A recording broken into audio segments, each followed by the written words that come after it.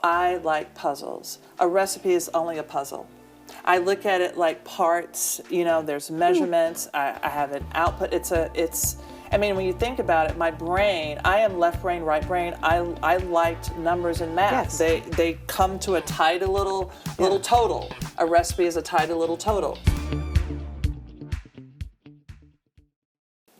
Hey everybody, it's me, Michaela Pereira. I am so happy you're here. I get to sit again with my new bestie, Chef Carla Hall. Today we're talking transformation and her ever-changing, ever-expanding career. You know, life really is a way of taking us on unexpected journeys, and Carla knows that better than most. Before she cooked her way into the hearts of all of us on Top Chef, she crunched numbers as an accountant. She started the fashion runways of Paris, London, Milan. Talk about an evolution. Today, we're going to talk to her about that journey of reinvention, her passion for food, and what else is left on her bucket list. All right. Chef Carla, you're back. You stayed. Oh, I'm back. I stayed. You spoke of change. Hold on, please. Oh, wait. What is happening? People, Well, hold on. You don't understand. She brought a change of spectacle. Yes. Does this change your whole outlook now? It does. It does. How many pairs of these do you have? I have 71. No, wait. You have 71 frames. Yeah. With lenses that have medicine in them. The optometrists like you a whole lot. They do, because when I go in, I get a collection. Like I get 4. You don't just buy one? No. Are you good at picking them out for other people? No. Okay. No. Let me strike that off. There's a professional for that. There's a professional for that. It's like coming into the kitchen and say, hey, are you a nutritionist? Can you design my kitchen? Like, I cook the food. I cook the food. Yeah. I can't tell you what cabinetry to pick out. Was it something that you fell into with the glasses, or did a stylist help you kind of discover the fact that you could have fun expressing yourself that way? It happened, I think, after Top Chef, because before, when I was working in kitchens, I was sort of playing with contacts sometimes, glasses sometimes, and then I was like, I'm just tired of the contacts, so I'm just going to wear glasses.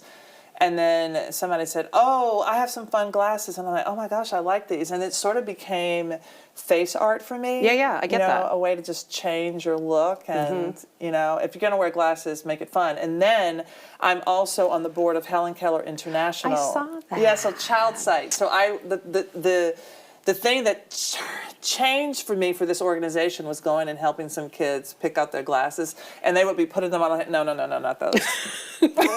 And you're like, Auntie Carla knows a thing or two about spectacles. Exactly, and I just wanted it to feel cool. Yeah. I wanted like kids who wear glasses. I want them to feel like it is a choice. I wish I'd known you when I was in 5th grade, because I had spectacles, and I think that I moved to contacts pretty quickly.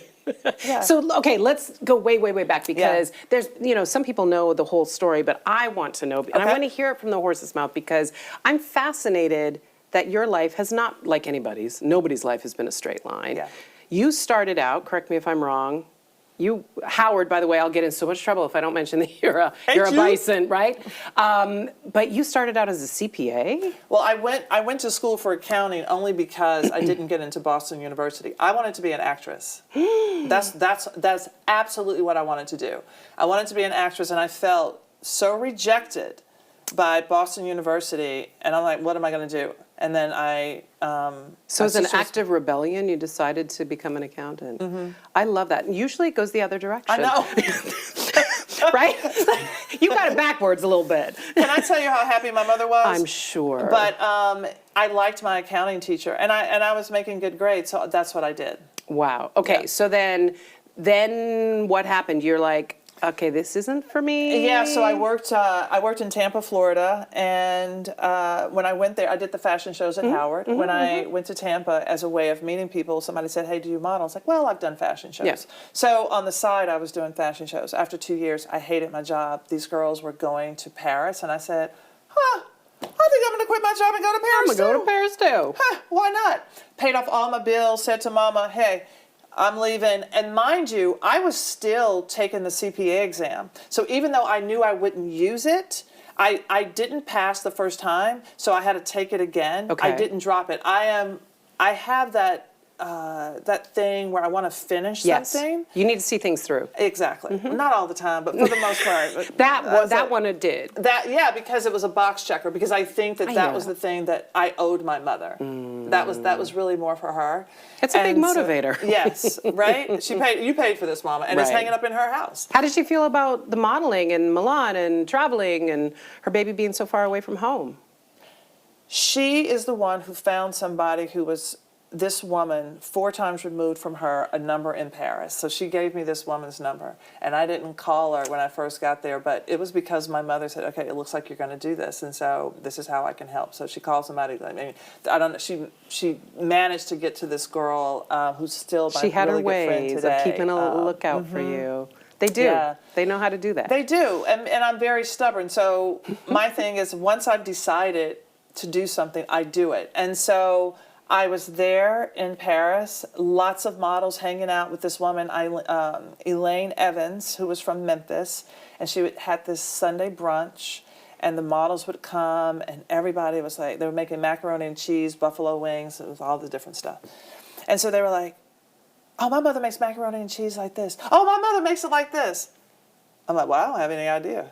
I have no idea how it's made. I did not cook. I ate it. So prior to that point, food was not even really a big thing in your world, your life. I ate it. You ate it. That Period. was it. End of sentence. And yes, I did not cook. I didn't do dishes until I was in, I know. I saw that. Yeah, I visibly was shaken. I think I knew how to dry a dish by the time I hit double digits. I didn't do them until I went to college, and it's because being a 64 baby, Yeah. they didn't want us in the kitchen. That's true. We That's weren't true. invited No, into the yeah, kitchen. So if you didn't invite me to wash dishes, I was not volunteering. Right. I right. mean, that's Yeah. just, that was my world. Yeah. And so the fact that I fell into food was nothing shy of, I'm supposed to be here. Okay, so then let's unpack the fell into food because that is what I'm trying to make the connection. So you go from, let's all make mac and cheese. You have no idea about fat mac and cheese. I started going to the American bookstore and buying cookbooks. And then A spark. There was a spark somewhere in there. But people were allowing me to sleep on their couches. I wasn't paying rent. So cooking became an act of gratitude for people allowing me to sleep on their couches. Well done. And I would do soups and quick breads. And so I did that for a couple of years. My mother ended up getting sick. She was fine. Came back to the States. A friend my sister had a baby shower. I said, oh, I want to cook. Let me show you all the things that I've been making. You went from 0 to 100 pretty quick on that cooking I know, thing, didn't child. you? I was like, when I am curious about You something, really I get in. dig I go in. in. Okay. So I did curry chicken that was from England. I did biscuits, a form of the scones that my grandmother was making. I did pie, chess pie, lemon blueberry See, real quick, bread. but so I grew up in a place where we all had to help cook dinners. We each were assigned a night that we had to cook for the family. Yeah. Right? All through junior high, high school. And even in my 20s, my biggest dish was like cracking open a jar of ragu and throw it on some spaghetti. You're talking about some chef level stuff that you're making here. Yeah, You literally went from 0 to 100. Because I love puzzles. One of the things that saw it I as a realized about puzzle. myself, I like puzzles. A recipe is only a puzzle. I look at it like parts, there's measurements, I have an output. When you think about it, my brain, I am left brain, right brain. I liked numbers and math. Yes. They come to a tidy little total. A recipe is a tidy little total when you can read. True. I could interpret the recipe. I don't want to talk about anybody who can't interpret a recipe like my sister. I am not talking about you. She's talking bad about you. It's not everybody's ministry, but I was able to replicate these dishes, and I've always loved going to the grocery store. I would come back in England and say, oh, I went to this grocery store, blah, blah, blah neighborhood. They're like, what were you doing in that neighborhood? That's a bad neighborhood. But I loved going to grocery stores. It's my favorite thing. There's all of these Armenian grocery stores in Glendale. When my sister, who is a chef, is in town, I take her to the Asian grocery stores. We go to India Sweets and Spices, and we just buy stuff to right? It's such a great day. So I love that. So then when I came home, I did my sister's baby shower. One of my friends who was a model back in Paris, she was now back in DC, And she couldn't come, and I was talking to her. I'm sorry you couldn't come, but I'll bring you some leftovers tomorrow. She's like, oh, that's great, because there's nothing to eat around here. Well, I still have my business mind. I said, well, if you don't have anything to eat, that means Other people don't as well. Other people don't have anything to eat. That would be an amazing business. I said, whatever. So I get up the next morning. My brother-in-law had eaten the food because it was his house. And again, I'm still not paying rent to anybody. So I recreated all the things, and I'm like, what am I going to put it in? Oh, here's a picnic basket. I wrap everything up. I have portioned everything for her coworkers. I get through the door, and she says, Dr. Gidney, this is my friend Carla. She has a business. Oh, now and you have like, a business. Oh, what's the name of the business? I looked at that picnic basket. I looked back up.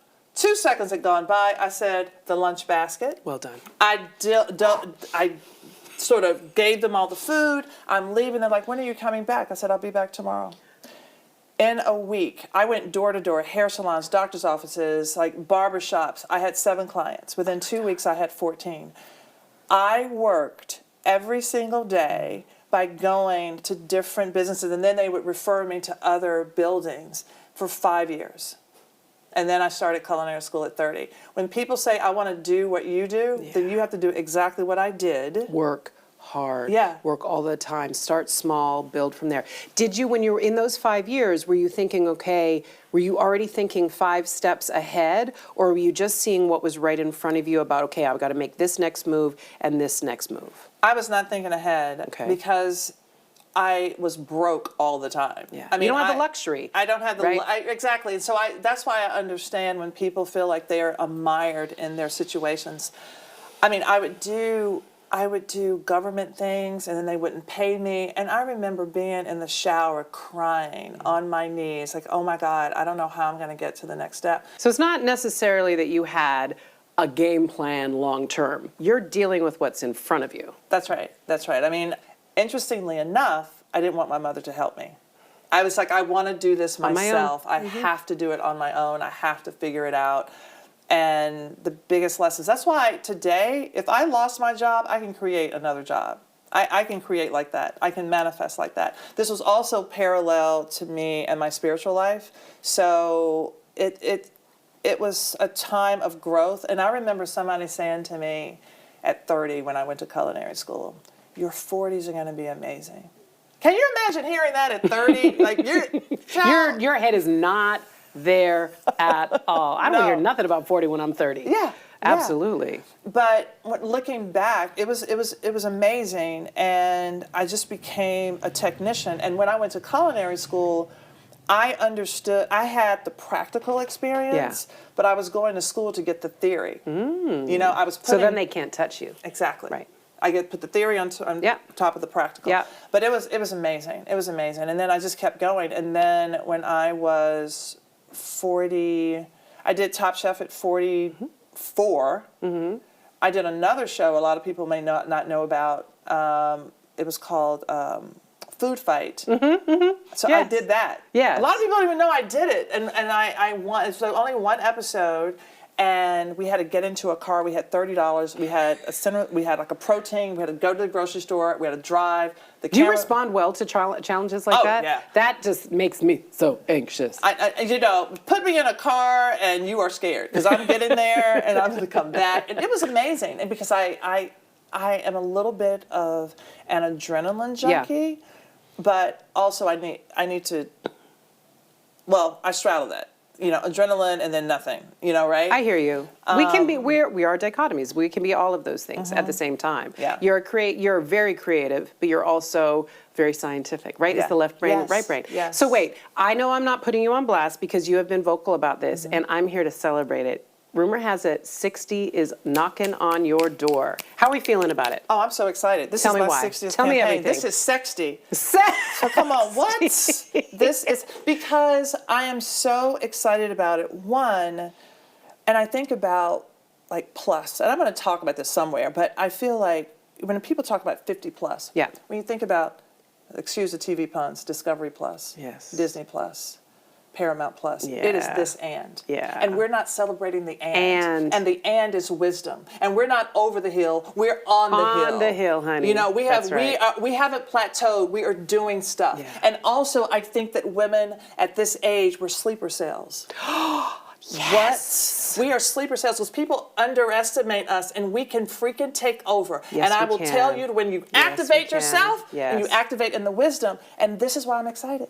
You know what? You just said something that rocked me because it's the truth. It's better to have somebody underestimate you. Yes. Because then you can disarm them with your amazingness. What? And then they don't know what happened. Exactly. They are left stunned. Exactly. They are absolutely left stunned. Okay, so 60, are you going to celebrate big? Are you going to celebrate personally? Is this something you and your fella are going to do? By the way, congratulations. What, 18 years now? 18 years. Matthew, Matterdy. We met on Match.com. Come on now. Yes, I was on there for a week. You're gonna make people mad because, like, my friends have been on there for like a while, and they've been kissing some frogs. I said to the universe, "How's it gonna happen?" I manifested it. Yeah, you you did. know, and Yeah, you so that did. was one of my manifestations. You call him a lot of things. You call him he watches not the purse strings. What do you call him? You called him your he watches the budget. Yeah, He's your ride or die. Yeah. He looks like he's just a lot of fun. He is a lot of fun. He is a teddy bear. He's a Cancer, so he wants to do all the things. I got one of those too. He cooks, cleans, he does all the things. People are like, well, what do you do? I'm like, I am grateful. That's what I do. I am grateful. I make reservations and I'm grateful. Those are both things I can wrap my head around. But the thing that I'm doing this year, I allow people to say happy birthday 365 days this year. I am celebrating the entire year. The one thing that I'm doing, remember when I said that I wanted to do theater? Yes. I'm working on a one-woman show. You are not. Okay, I don't want you to give it away, but what is your vision for it? Like, what would you like it to offer the world? So I am doing all of these vignettes. I am talking about Black excellence and my love-hate relationship with it. I am talking about going gray. I am talking about menopause, which I will call the vagina that sat by the door. Okay. Sleeper cell. I'm sorry. Oh my goodness. That is probably the best thing you've said. Right? And then I have some surprises, some things that I know people want me to cook. I will deal This is with in that. the works already. Yeah, it's in the works already. Have you put pen to paper? Yes. Are you collaborating with someone? Yes. This is your face is lighting up. You are really excited about this. I am so pumped and so excited.